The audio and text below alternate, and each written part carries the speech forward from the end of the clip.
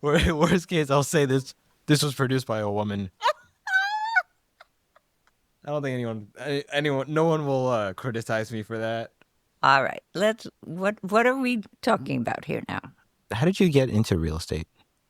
Oh, we're talking about that? Sure. Okay. I got into real estate because I had been selling Shackley products and for, maybe 5 years. And I was always letting my customers have the same price that I was paying.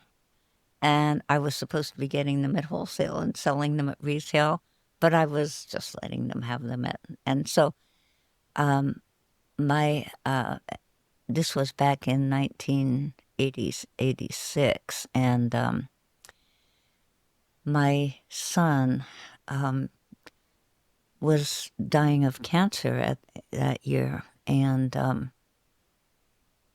after he passed away, my a friend said to me, "Oh, you should get out of the house and sell real estate." I said, "No, no, I can't do that. I've never I can't picture doing that." And he said, "No." He said, "You can." He said, "You can come and you can show houses." For me, he was an established realtor, and I said no. And then after a while, he convinced me that I should do that. It was good for me to have something else to do after my son died. And that's how he actually got me started. I don't think I ever would have thought to do it, without his invitation. And I didn't do very much at all in the beginning because I had four other children after my oldest son died. And my youngest was only 2. And I did not want to be away from the family. So I did very little. Like the first 3 years, I did a little driving people around for this other realtor, but not very much. When my youngest went to kindergarten, then I became more involved, and it turned out to be something that I really did love doing. Enjoyed it very much, and I started out slowly, on purpose. I had higher priorities. What would you say your first and foremost role in life is? My my foremost role in life, I would say, was being a wife and a mother. That was my main thing. And I before that I was a daughter. Wanted to be a good daughter, and then a good wife, and then a good mother, and now a good grandmother. So those are my roles. How did you meet Jeff? Oh, I met I met my husband in 1983. My father decided to take our family.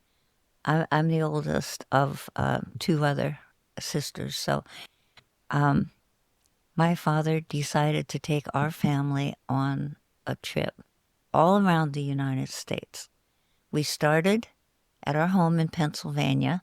We had a VW bus with no air conditioning.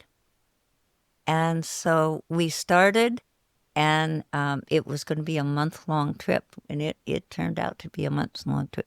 We went out the northern route from Pennsylvania out to the West Coast, and then we went down the West Coast from Oregon all the way down. We went down to Mexico, and then we came home on a southern route.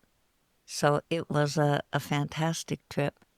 While we were on that trip, um, we were going from, um, we were in Wyoming, and we had to go over these enormous mountains that we had never seen. Part of the Rocky Mountains is the Bighorn Mountains. And we came over the mountain and saw this really really cute town of Cody. And our family was en route to Yellowstone. That was our destination for the day, and we were going there. But my dad never had reservations anywhere. We just drive, and when we got to someplace interesting, he'd say, "Okay, let's just stop here. We'll park here." Uh, and he had a camp, a tent set up on top of the VW bus. And it was a pop up tent. And we camped along the way. So it was quite an adventure. When we got into Cody, as I said, we were just supposed to drive on through, but there was a man there on a pickup truck going down the main street of town with a big megaphone and advertising the world famous Cody Rodeo. And my dad looked at us and he said, "We've never been to a rodeo. Maybe we should stay here." And so we did. We stopped there instead of going on to Yellowstone right away. And it was July 3rd, and it was the July 4th rodeo that we wanted to see. So July 3rd, it was so hot. And we were all really sweaty because we had no air conditioning in that VW bus. And so the campsite had a swimming pool, and our whole family went to the swimming pool. And we were just there, and I heard this booming voice say, "Well, I see we have two new beauties in town." And I'm looking around, who is that? Who's he talking to? And it turned out to be Jeff. And he introduced himself as he said, "I'm from Cody." And he wanted to know about our family. And he wanted to know if we wanted to have a tour of the town. And he said he would be happy to show us around. Well, my mom and dad said yes, so they went. My sisters and I stayed at the pool. We didn't go, but when my mom and dad came back, my mother said to me, "Now that's the kind of young man I'd like you to marry someday." And so I always teased Jeff, saying he mother fell in love with him first. But that's how I met Jeff, and it was amazing. He was at this campsite, which was attached to the Buffalo Bill Village, which was a really more than a campsite. It was a building that had like a little theater where they did melodramas, the old-fashioned Western melodramas, and they had a chuck wagon with barbecue and whatnot. And several of his friends worked there. And he came to the pool and that area, that whole venue, just to invite his friends to a picnic that his family was having, his extended family was having for the 4th of July, and also to celebrate that Jeff would be leaving to go work in Iran for 3 years. And so it was kind of a farewell, and also, a 4th of July traditional picnic. So my parents said that my sister and I could go. He invited us, and it was wonderful. We loved it. It was a lot of just relatives were there.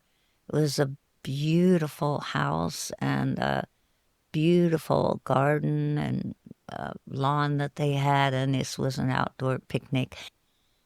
So my sister and I, we really enjoyed it. And Jeff had invited one of his friends to come along so that my sister, who is 5 years younger, would have someone for her to be with at this picnic. So after the picnic, we Jeff drove us back to the campsite, and my sister jumped out of the car right away, and Jeff said, "I'll be back in 15 minutes." He had to take this other young man home. So he came back and he said to me, "Do you want me to show you what I showed your parents, today?" And I said, "Sure." And so he took me all around the town. Now, by this time, it was evening, and he took me to this hill overlooking the whole town of Cody, and it was beautiful. All the lights, it was kind of looking at like a Christmas village. It looked so beautiful. And he said to me, "Now, if you could have anything in the world that you wanted right now, what would it be?" And I thought for just a couple seconds, and I said, "I'd like to know where I came from, what I'm doing here, and where I'm going." And he looked at me and he said, "Well, where do you want me to start?" And I thought, that's so presumptuous. Why would he think he knew those things? And then he proceeded to tell me, his heritage, and that he was a member of Church of Jesus Christ of Latter-day Saints, which I knew absolutely nothing about. Neither did anyone in my family. And I just had heard a tiny bit. I read like a paragraph in a history book of how the Mormons had settled the Salt Lake Valley. And I knew that. But that was about it. So that was the beginning of our family left the next day, the next morning, and Jeff had found out where we were going to be going next, and we were going to California, and he asked my mom and dad to be sure and stop in Salt Lake City and go through Temple Square. So my parents did that. And anyhow, after this whole month of driving around the country, we got back to Pennsylvania, and lo and behold, Jeff had called, and he invited himself up for the weekend. We had just gotten home from a month-long camping trip, so you can imagine. And I wasn't even home when he called, and my parents said, "Sure, come on up." I didn't know that when my mom and dad were with Jeff in Cody, my father had said to him, "If you're ever in Pennsylvania, you give us a call and come and see us." And Jeff did. And what the amazing thing was about how I met Jeff, couple things. I hate swimming. I do not like to swim at all. And for me to even be near a swimming pool was unusual. The other thing is, he was only coming to invite friends to that party, and he had no intention of being there at that time either. And what was the other thing? Oh, he left just a few days after we were there. Like 3 days after we were there, he left to go to Washington, D.C. for his training, to go overseas and work for our government in Iran. He was the principal of an, a school. I was going to say elementary, but really it was a two-room school for the children on this little air base, which was right on the border of the Caspian Sea, which is border with Russia. And that's where he was going to be for 3 years. And for us to have met like that, it was so unusual. But it turned out to be fantastic marriage. There's a lot more to that story about, you know, what happened all in the next 2 years.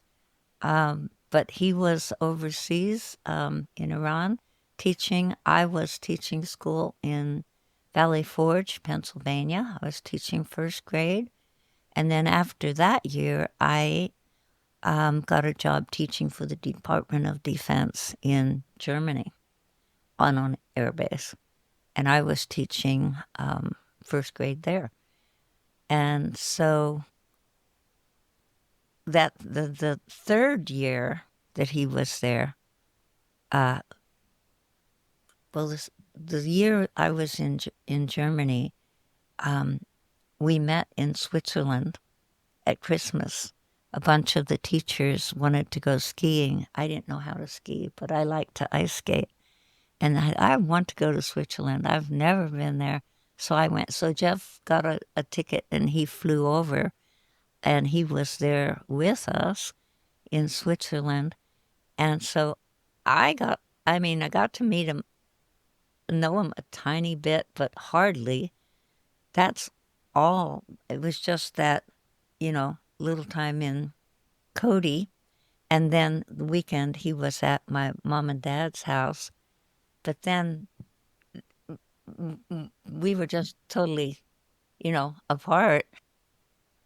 And that after the Christmas in Switzerland, he asked me if I would like to come to Iran at Easter time and see where he lived. And he was on this little base, and he arranged for me to stay with the base doctor and family, and they were wonderful people.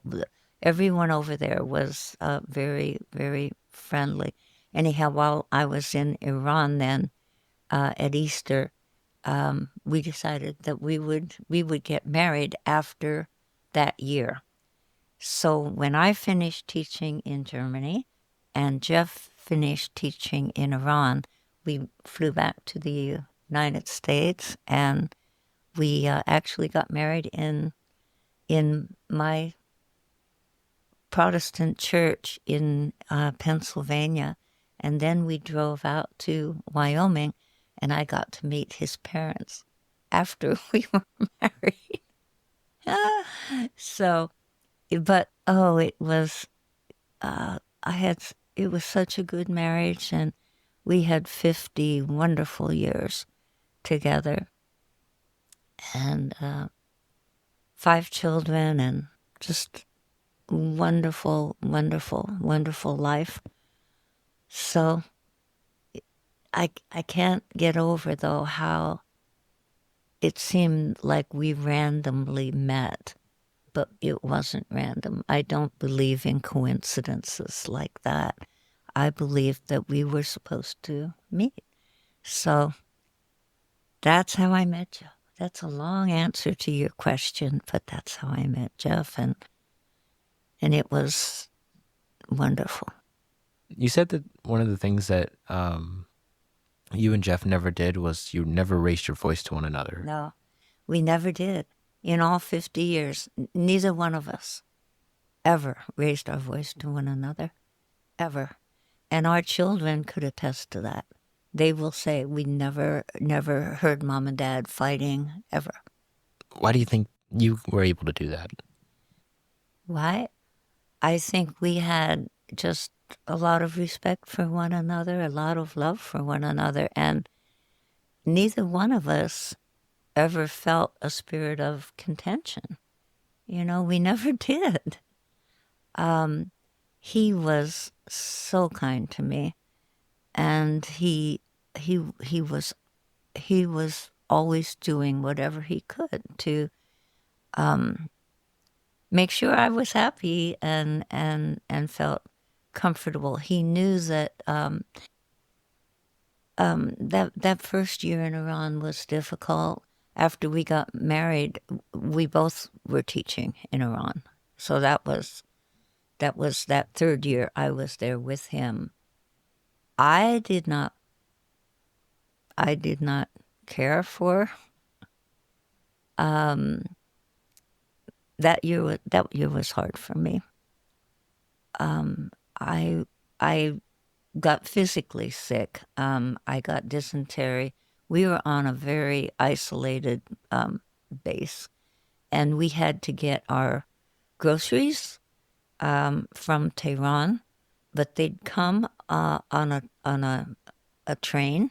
It was a 10-hour train ride, so um, everything would come on dry ice, and there were a lot of things that we couldn't get, just not available.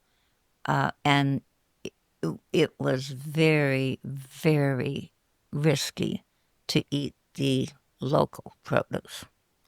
And that's what I got. I have always had um, a very finicky stomach, and I got really sick over there. But Jeff loved it. It was more like the West to him. It was more like deserts and lots of sand and whatnot.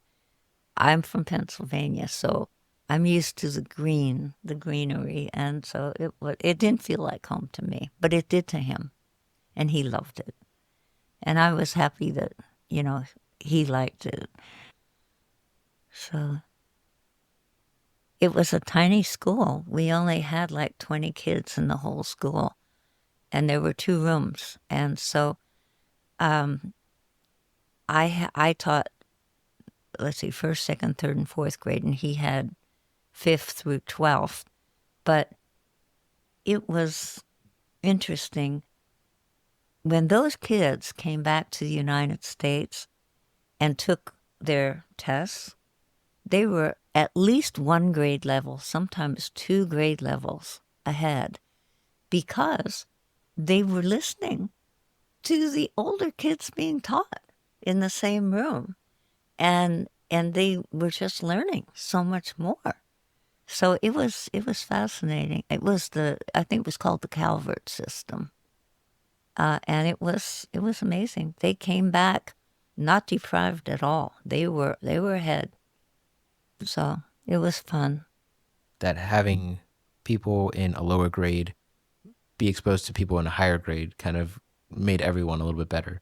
I kind of have the same idea, or the same thing kind of applies in jujitsu, where you'll have everyone from white belts to black belts on the same mat, and there's going to be there obviously they'll teach mostly fundamental stuff for the white belts, but there's always going to be a blue belt or a purple belt who ask a little more technical question, and then you kind of look at a different way of looking at the one move, and then it becomes a completely different perspective, because now it's not just one way of looking at it, it's 3 or 4 different ways of looking at it.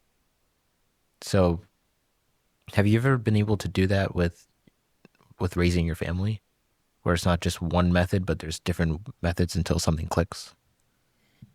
Well, all of my children were different. I mean, we're all unique. Every human being is unique, and within a family, comes everyone comes with their own gifts from God and their own personality and different ways that they learn. Some like to learn visually, some like just to do things with their hands and get into it, and just they're all different. Um, and I tried to be sensitive to that, to I always wanted to do what they would, enjoy doing, and I think the younger, from my observations, not just with my own family, but with many families, the younger kids, they do learn from their older brothers and sisters, and they'll pick up reading, they'll pick up learning the alphabet, they'll pick up all kinds of things much quicker than the older ones sometimes. Even though the first child might get more individual attention, uh, those older brothers and sisters can be very helpful with the younger ones too. And they don't even realize they're doing that. But the younger ones will pick up, just like in that school. Yeah. I know you asked, can friends, can you love them as much as family? You love them because they don't have to. Family is you. Family, I consider your blood relatives, your mother, your father, your sisters, your aunts, your uncles, your grandparents. But there are also other people that function as a family, like your church family or your family at work. Your co-workers can come together in that way to give support, and it's a beautiful thing to have that kind of love and support. So it's more like a deep emotional connection rather than just a general friendship. Yes, yes, yep. It's much deeper and much more lasting. And I think I said earlier that friendships can be so strong. They are meant to last through eternity too. Not just families for eternity, but your friends and loved ones. Even I've heard pets will be there with us too. If you have a very, very loved pet, all those connections of the things we've loved here on earth can be there in the next life. When it comes to the journey over the reward, focusing on what you are going to get, focusing on the process rather than the actual outcome, how does that help you make yourself a better person? Well, in one sense, I can think of this with my real estate career.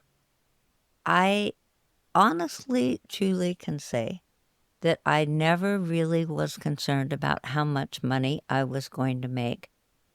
I absolutely wanted to make sure I truly helped someone get their house sold or get moved to a place they wanted to be. And I would do everything to help them. My whole real estate career was really built on service. What can I do to make this easier for them? When I first started out in real estate, I would actually go to someone's house and physically help them paint. We'd pick out a color, and I'd say, "I think this would be good. Let's change the paint color to this," and they and I would actually paint or do things like that. I was extremely involved with hands-on helping people, and to me, that was fun. I loved that part of it. And I wasn't really thinking about the money part of it. I was thinking about the whole journey and the relationships that I was building with the clients, and the things that was really early on. And then I just loved all through it's I've been a realtor for 38 years, so I've loved that journey. And in a way, I hate for it to end. I'm still helping people, and I still love it. Do you know why people prefer money over they prefer a consistent paycheck over uh more risk, more of finding something that they actually like to do? Well, everyone needs, especially if they have a family, you have to support your family. And you do need, I was very lucky that my husband had a steady paycheck always because he worked for the government and it was always very steady.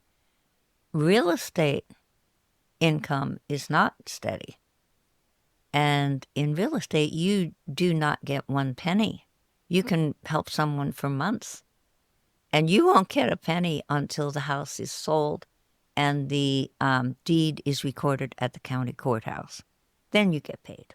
Well, I do think you need to find something to do in life that will bring you satisfaction and joy. You wouldn't want to be stuck in a job that you absolutely hated. That would be terrible. If you felt that you weren't growing, you weren't learning anything, you weren't really contributing in a way that you wanted to, then it would be very dissatisfying. I think you have to feel good about what you're doing in some way, you know, either. And financially, I think is the last thing on the for lasting happiness. That would probably be the last thing. It's easy to feel happy when everything is good. You have to be prepared for when things can be shockingly uh, difficult. Some things can happen very suddenly, and all of a sudden, you're dealing with something you had no idea you were going to be dealing with when you got up that morning. It's sudden, and you can't think that you're going to be prepared spiritually or emotionally for something like that in an instant. You have to, like you're saying, you have to prepare all along the way so that when this big tidal wave of something unusual happens, you're you're not going to go under. You're going to be able to withstand and come through it because you've built up a foundation. I'm sure people who want to run a marathon, they can't just go out and decide, oh, I'm going to run a marathon and not prepare at all. It doesn't work. I mean, they could, they just wouldn't finish the marathon. Yeah. Probably wouldn't make it the first mile, maybe. you know? Yeah, so you would say preparation is just as important as the actual will to go through the journey.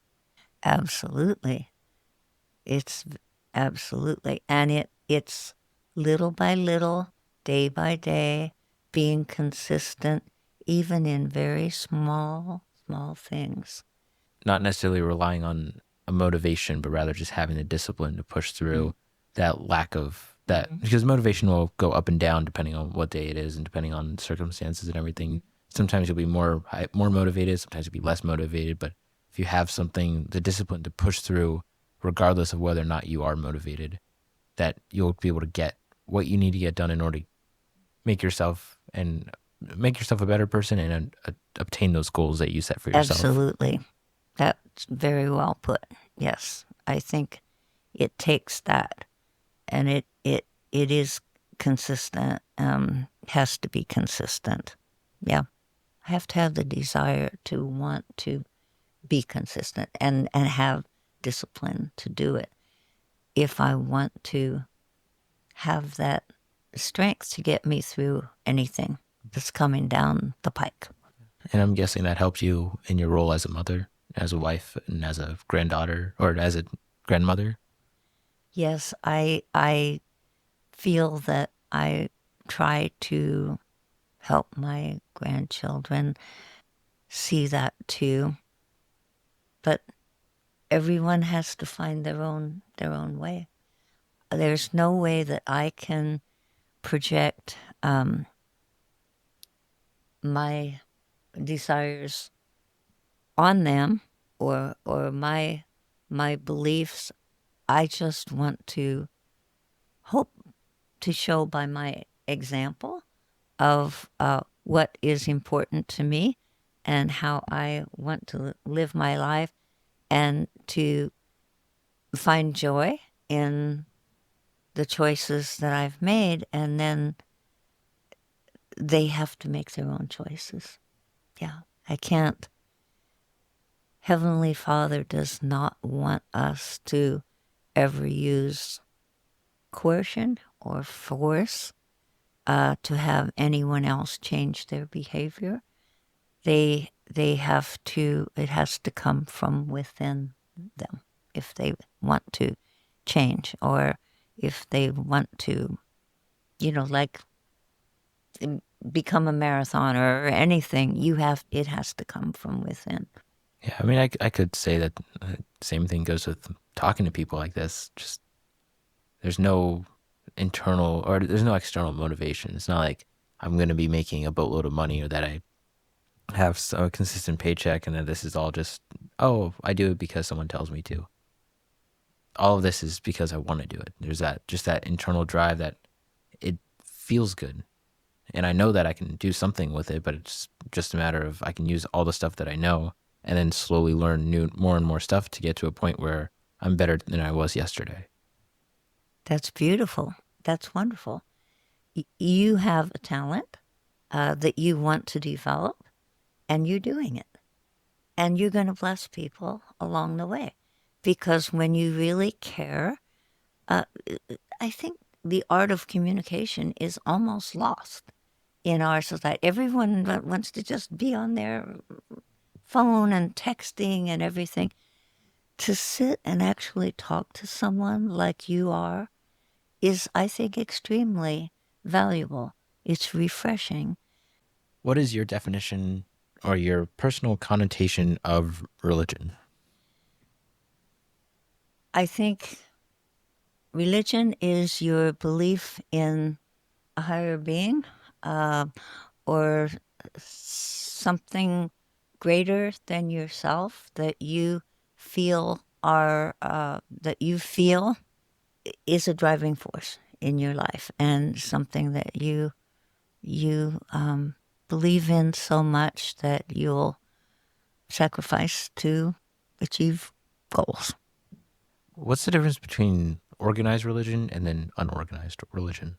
So just believing in God versus believing God through a church, a specific. Well, there are, as you know, many, many, many, many different churches and many different religions, Buddhism and Hinduism, and uh, the Jewish religion, Protestant, all of them, Muslims. They all believe in a higher being, and um, different names. That feeling that people have that they want to worship someone that they believe has a higher power. I think in the end we're going to find out there is one God in the end, and I think that we all need to look for the best in one another, look for the things that we believe in, that we have common beliefs about, and do that rather than looking for differences. Because I know really, really good people in every single religion. I'd say I have friends in every single one, and I love them and respect them, everyone. And so it's that feeling of wanting to to have love for people, to be kind to people, to be honest, all those things. It's pretty common in people that have a true desire to want to want to what be a good disciple of that higher being, Like every religion has an end person, that person, like a specific um, a deity. deity, mentor, like an in between, not someone who is God, but like a messenger, a Mm-hmm. little in between that kind Mm-hmm. of, because obviously there's the higher being that is much more, that's in a lot of religions it's the perfect form of being, and then you have the in between that has its their own imperfections, but also still is someone that you look up to for that that standard, that quality Yeah, that you go for. I think all religions they look to them as holy teachers or prophets or whatever. Yes, they're not God, but they can teach us a lot. I think everyone wants to learn, about that. When you're looking towards that image, the personality, the qualities that consist of that in between messenger, what would be what are some of those things that you hold yourself to, those standards, those the quality of life? To truly, truly try to love everyone, everyone. That to me is when I see the hatred in the world and see the way some people just denigrate others and tear they want to tear other people down. That's not I just that I I can't find tolerate that. a lot of people who, I don't know if it's the best way to say evil, but the hatred, the contention, the resistance to want to be happy. Sometimes it's, I find in some people, like the the people who I find very very happy, the ones who are genuinely have that little sunshine in them, little just they're they obviously you can see that they have tough times and they go through a lot of difficulties, a lot of sacrifices and such, but overall they still have that positive outlook, that Hmm. that that look that it's bad now, but it's always going to be bad. But I'm always going to be happy through those tough times. And then there's the other people who are always negative. They always see everything for what it is rather than what it should be. Or what it could be. Oh yeah, Or what it could be. Yeah, our I think one of our main um, purposes in being here on Earth is to learn how to overcome every situation and just let God prevail in our lives and just do the best with whatever hand we've been dealt. And we might be in an automobile accident and become suddenly paralyzed, or any number of things that we could think, well, this is really unfair. One thing I really believe is that every experience that we have here on earth can be for our own good eternally if we keep an eternal perspective. Well, that the things that we are trying to do, choosing to do, our goals are going to help get us there. And so it's kind of our life mission to want to get to that eternal happiness that we all want. I think anyone who has a happy family, you're going to want to always be with that family. It's hard to say goodbye to someone even if you're going to be gone for like a year. You know you're not going to see that person for a year. It's hard to say goodbye. When we die, it's departure from this life and the beginning or the entry into the next one. And so it isn't the end. And that has given me so much comfort with all of the deaths in my family that I've had to deal with. That is the thing that gives me so much hope. Like, I'm going to see them again. I will. Is it possible to be happy with not being 100% full with it, with having those imperfections, but also know that you're still improving every day? It's it's that way for everybody. If we think we're satisfied in this life, we'll never reach perfection in this life alone. We there's no one that's going to be perfect. We're all still going to make mistakes. Possibility is there that we will be welcomed back with open arms anytime we say, I'm sorry, I didn't, that was a mistake. I want to do better. What's one of the best things you've learned while being in the church? One of the most valuable lessons that changed your perspective on how the world works or how the world looks? All of this revenge, it's a human nature to feel revenge when someone hurts you or does something wrong. The pain that someone inflicts on you, you have that desire to inflict that on someone else. Mm-hmm. So when it comes to the pains that you receive, you just have to learn to let go of them. And then for the people who have hurt you, you just have to learn to forgive them. Absolutely. Forgiveness is huge.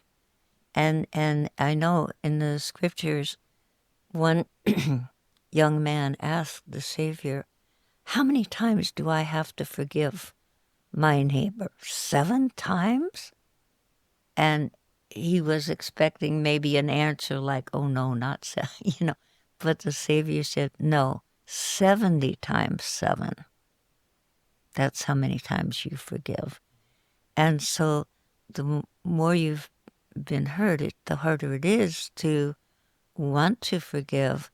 But when you can't forgive someone, you're carrying a very, very heavy burden.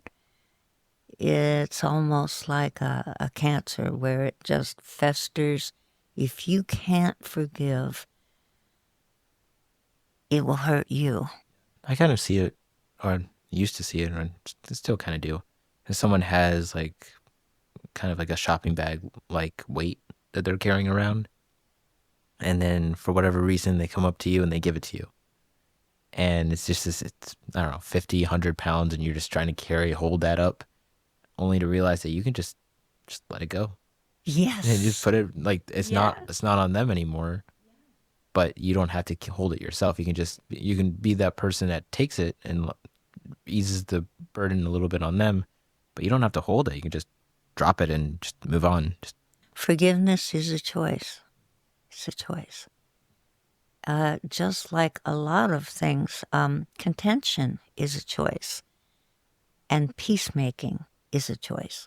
So when there's a contentious situation, you can decide you're going to argue and just be just as mean back, or you can try and be a peacemaker. You can look for something that would diffuse the situation. You don't want to ever give up your standards. You can't. You can't say, well, you did that. Well, that justifies me being yeah. lower. You can't give up your standards, but you can. I guess you can. You can love the sinner without loving the sin, if that makes sense. You can love the person that did something that might be hurtful to you or someone else, but you don't have to love what they did. You have to be able to somehow be able to forgive if we're ever going to have peace. So going back to a couple minutes ago, essentially where you put your focus, where you put your energy is the person that you're going to become. That's the person you hope to become. Well, if you're like putting your energy towards bad things, towards negativity, towards resisting, towards hating other people, rather than put your energy towards, that doesn't have to be like genuine love, but just appreciation, for gratitude, for the happy things in life. It's just mainly not to set unrealistic expectations for what you want to be, where you are, and who you are. And you have to be patient with yourself. We're like in kindergarten here. We're all learning who we should be to reach our potential. We're all learning. And we have to be humble enough to realize when something difficult is happening. Okay, all right, this is hard. This is hard. What am I supposed to be learning from this? Things happen not for, it's like a friend of mine said, you don't do things for other people for their benefit. You do it for your own growth. Mm-hmm. I like that. Yes. An example one time where someone said, life is like a patchwork quilt. And to be really beautiful, it has to have the dark threads in it along with the gold and the silver. It has to have a variety of experiences, some hard, some super happy, and everything in between. And we can learn and grow from all of them to make a beautiful patchwork quilt of our lives at the end. And sometimes then we'll see, oh, I see that pretty part over there that looks so pretty that's dark. Oh, I remember when I was going through that. But yeah, I see now that it looks really pretty in the whole quilt. We don't know how all of our experiences are going to total up, but we can't be bitter by any of them. This is my core. Yeah. This is my core. This is how I've tried to pattern my life.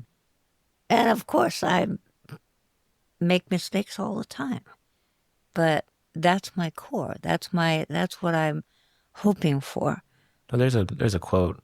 Good decisions comes from experience. Experience comes from making bad decisions. Yeah. Yeah. Yeah. And then learning to not repeat them. Yeah. Yeah, the obvious. Yeah, absolutely. At 85, this is what I've been trying to do all my life. So it's, That's who you you know, are. it's who I am now, I don't think. or who I'm trying to be. I'm a failure yet. I'm No, not I there. don't. I'm not there, Aaron. It's. Do you know what an asymptote is in mathematics? A what? An asymptote.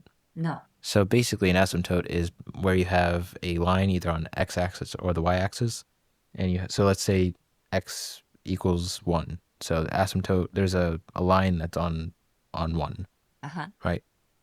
The asymptote basically is something that will get so close to that, but will never touch it, no matter how close you might get. Oh, just run parallel.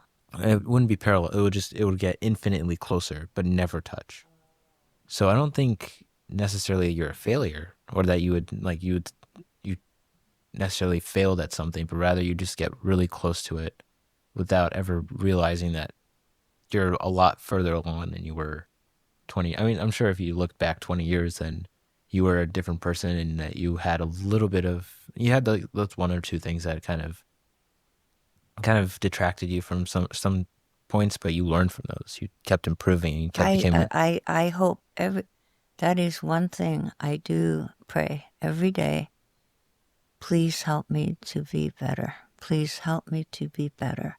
And who can I help today? That is consistent. There's I a lot want you to. can learn from other people. I mean, the good, the bad, and the ugly, but you can learn a lot about who. Well, I've learned a lot about who I am based on talking to people, talking to you, talking to people who are either better than me or just in a different place. And I can learn both the good stuff from people, I can learn the bad things from people, and I can learn the ugly stuff. See, that is being a desire to be a true communicator, which is fabulous. I don't have these talks with you, not because I think people are going to flip out about having someone talking about their religion, their religious beliefs, but because it's just another perspective. Mm-hmm. I don't have to agree with it. I don't have Mm-hmm. to say that this is 100% everything that I believe in, but there are different aspects to it that I can take and say, you know what, that makes sense. Mm-hmm. There's things, you take things out of context and it just makes sense. It doesn't have to be with everything involved. And that's a very tolerant, nice way to, you know, learn how to get along. I think that's really good, really good.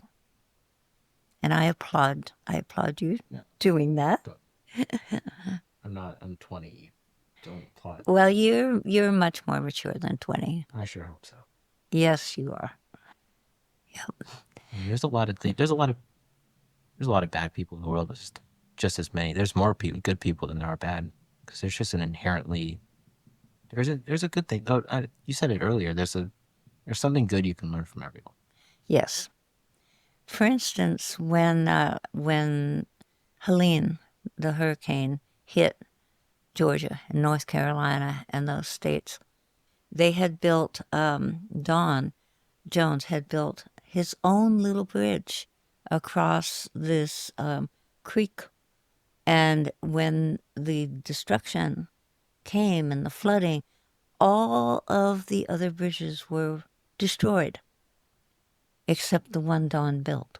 If you have the right preparation, if you put in the Exactly. extra effort, you make a bridge that's 3 times what it should be, 3 times stronger, 3 times more Right. sturdier. You invest in generators, you invest in things that you may not need now. You Exactly. invest in your education, invest in your mental health, your physical health. You get to the point when something happens, you don't have to worry about it. Exactly.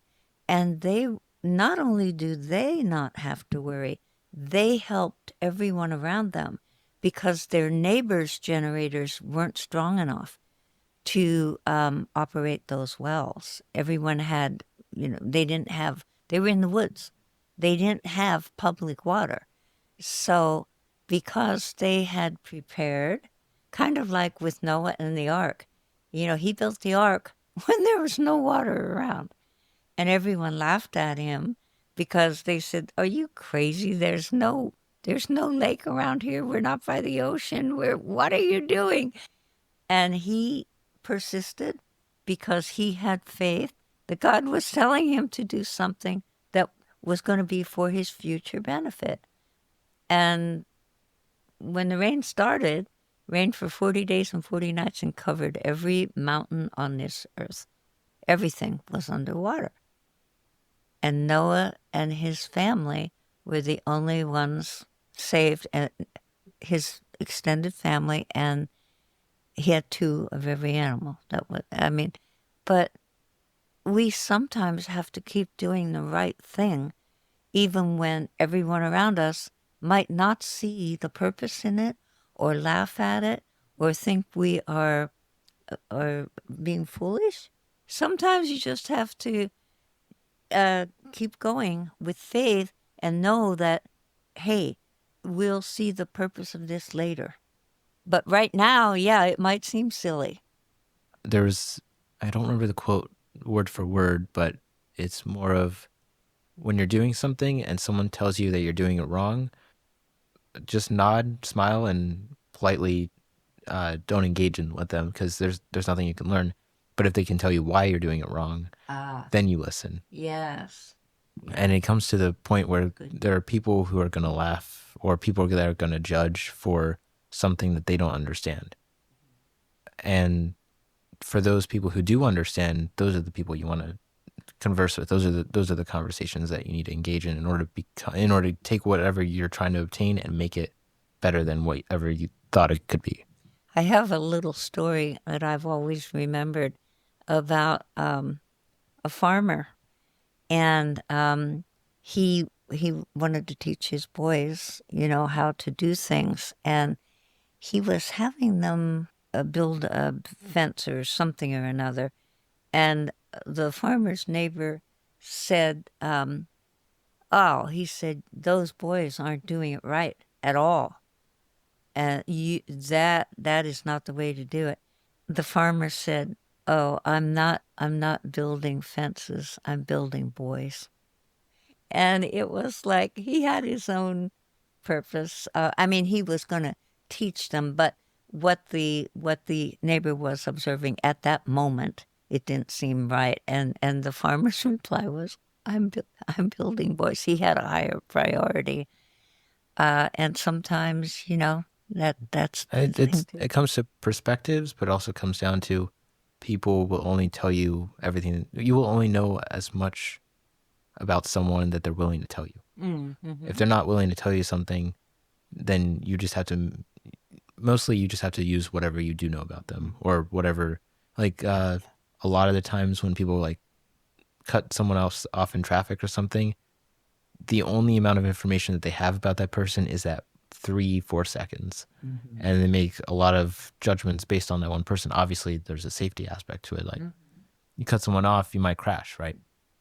But at the same time, making a judgment call about 3 seconds or 5 seconds of information is a whole different ballgame than knowing for someone for like a couple years and making a judgment call based on years of experience and constant interactions. I would say that's absolutely true, for sure.